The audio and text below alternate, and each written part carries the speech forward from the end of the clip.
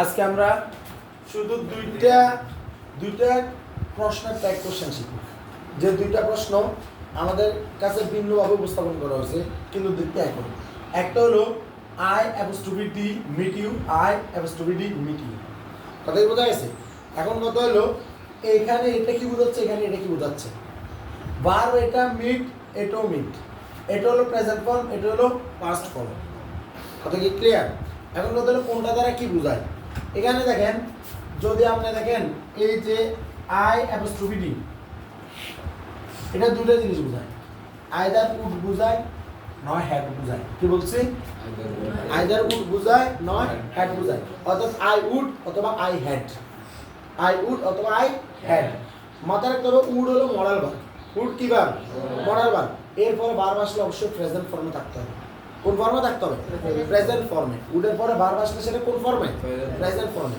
আসলে আমরা দেখি প্রেজেন্ট ফর্মে কোনটা আছে, যেটা আছে সেটা। তাইলে এখানে দেখতেছি এটা হলো প্রেজেন্ট ফর্ম। তাহলে এখানে এই মূলত বাক্যটা হলো আই উড মিট ইউ। আমি তোমার সাথে দেখা করতাম, আমি তোমার সাথে দেখা করতাম। সাধারণত এটা এইভাবে পরীক্ষা আসে না বা আসবে না। এটা যদি কখনো পরীক্ষা আসে, আগে একটা ক্লজ থাকবে, ইফ আই হ্যাড টাইম। তখন ব্যাপারটা এরকম, যেমন ধর প্রশ্নটা যদি এরকম দো,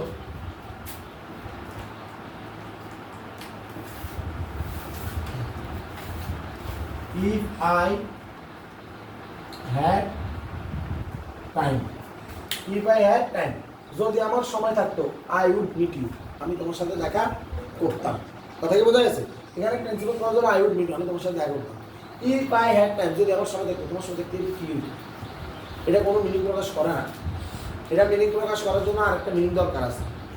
আমি তোমার সাথে দেখা করতাম, এটা কিছুটা হলেও মিনিং প্রকাশ করে। কিন্তু আমি আমার যদি সময় থাকতো, তার সময় দেখলে কী হতো?